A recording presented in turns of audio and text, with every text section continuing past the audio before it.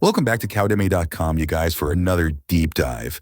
Today we're kind of putting on our lab coats and getting a little microscopic to explore what keeps those bovine hooves so incredibly strong. Yeah, we're talking keratin formation. And trust me, it's way more complex than you might think. I am all ears. I have to admit, I've kind of always taken hooves for granted. Like they're just tough because, well, cows got to walk, but there's a whole world of science going on at the cellular level, right? Absolutely. Keratin is like the superstar building material, not only for hooves, but also for things like skin hair and even feathers in birds. It's this fibrous protein that forms a protective barrier against, well, everything a cow walks on through and deals with day in and day out.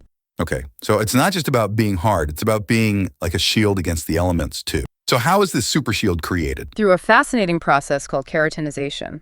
Imagine you're building a super strong brick wall. Each brick is a specialized cell called a keratinocyte, and those cells are packed tightly together to provide the structure. Okay, I'm visualizing the wall. What's the mortar that holds those cellular bricks together? That's the intercellular cementing substance, or ICS. It's this matrix made up mostly of lipids, and it basically acts as the glue that binds the keratinocytes together, making the whole structure super strong. So if either those bricks are weak or the mortar isn't holding up, the whole hook is compromised. Exactly. And that's where nutrition becomes absolutely critical. Essential ingredients needed to build both strong bricks and robust mortar. And some of these connections are pretty surprising. Okay, I'm really curious now. Let's start with the bricks. What makes a strong keratinocyte? Well, one of the key players is calcium. It plays a crucial role in activating an enzyme called transglutaminase. What? Now, that's a mouthful. It is a bit of a tongue twister. Yeah, think of transglutaminase as the final step in hardening each individual brick. It helps link important proteins in the cell wall, making it more rigid and able to withstand pressure.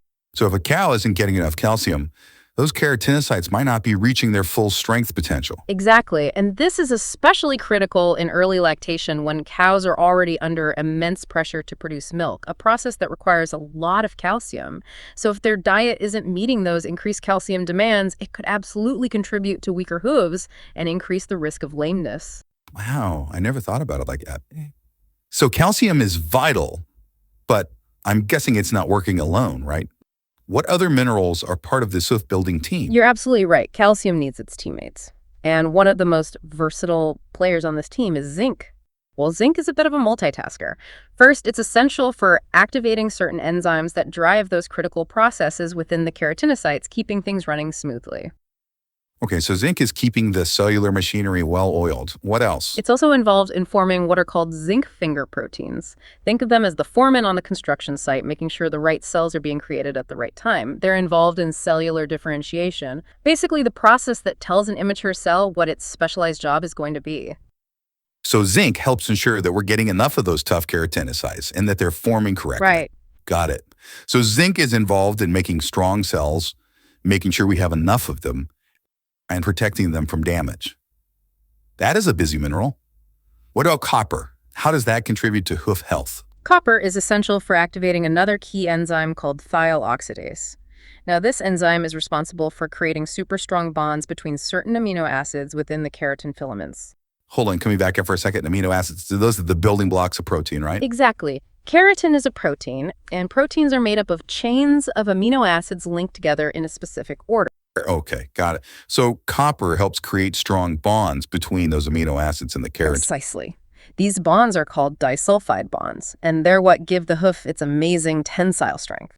Tensile strength, meaning its ability to resist being pulled apart. Yes, think of it like this.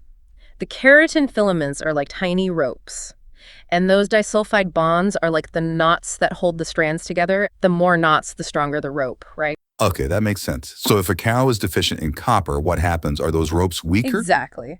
You likely see problems like heel cracks and sole abscesses, basically signs that the hoof's structural integrity is compromised. That makes perfect sense. We've talked about calcium, zinc, and copper. Are there any other essential minerals for hoof health we need to know about? Yes, we can't forget about manganese. It plays a slightly less direct role in keratin formation, but it's still vital for overall hoof health. Well, manganese is essential for proper leg formation and bone health, which ultimately affects the foundation those hooves are working with. If the legs and bones aren't strong, it puts more stress on the hooves. It's all connected. Strong legs and bones create a healthy foundation for those hooves to work with. Right. So many different roles for these minerals. It's amazing how they all work together. We've covered a lot of ground with minerals. What about vitamins? Do they play a role in hoof health too? Absolutely. Vitamins are just as important as minerals when it comes to building and maintaining healthy hooves. We can't forget about the rock star of hoof health, biotin. Biotin. I knew you were going to say that. It seems like everyone is talking about biotin for hooves these days. What makes it so special? Biotin is involved in so many critical processes, but one of its most important roles is in lipid and glucose metabolism. It's essential for creating long-chain fatty acids, which are major components of that all-important ICS. So biotin is not only contributing to strong keratinocytes, but also ensuring the mortar holding them together is top-notch. You got it. And the research really backs this up. Numerous studies have shown that supplementing with biotin leads to improved hoof integrity and reduced lameness. It's particularly beneficial during stressful times like the transition period when hoof health can be easily compromised. So if we want to see a real difference in hoof health, especially during those high-stress times, making sure those cows are getting enough, biotin is non-negotiable. I couldn't agree more. It's a key piece of the puzzle. But there's one more crucial point. It's not just about individual nutrients, it's about teamwork. Essentially, it means that these minerals work better together than they do alone. Think of it like a sports team. Each player has their strengths, but they achieve the best results when they work together, right? Okay, I like that analogy. So how does this apply to hoof health? The researchers found that cows who received a specific blend of complex zinc, manganese, copper, and cobalt had significantly better claw integrity than those who received only zinc or no supplemental trace minerals at all. It highlights how these trace minerals interact and support each other's functions. It's like they each have a specific role to play in that hoof building process. And when they're all present in the right amounts, the results are amplified. The study found that this combination of minerals led to a significant reduction in the incidence of several hoof problems, including double soles, white line separation, digital dermatitis, sole hemorrhages, and even sole ulcers. That's a pretty compelling case for a comprehensive approach to mineral supplementation. It's not just about addressing one specific deficiency. It's about providing the cow with all the tools she needs to build and maintain those strong, resilient hooves. And this research really empowers producers to make more informed decisions about their herd's nutrition and overall claw health management. If we connect this back to what we talked about earlier, it's like those synergistic effects are boosting those individual benefits we discussed, right? The calcium is working even better because the zinc and copper are there to support it. The biotin is more effective because the manganese is ensuring a solid foundation. Precisely. It's a beautiful illustration of how interconnected everything is. This has been an incredible deep dive. I've learned a ton, and I hope our listeners have too. What stands out to you as the most important takeaway for our cowdemi.com listeners? For me, it's the reminder that hoof health is complex. It's this fascinating interplay of genetics, environment, and nutrition. But armed with a deeper understanding of how keratinization works and the crucial roles these different nutrients play, we can take a much more proactive approach to preventing hoof problems in the first place.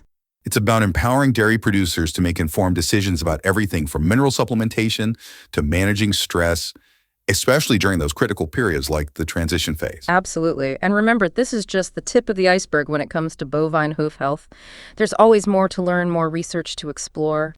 And that's what we love about cowdemi.com. It's all about sparking curiosity and encouraging our listeners to keep digging deeper. To our listeners, I hope this deep dive has given you some new insights and maybe even inspired you to rethink your approach to hoof health. Remember to check out cowdemi.com for more resources and expert advice to support your herd's well-being. Until next time, keep those hooves healthy.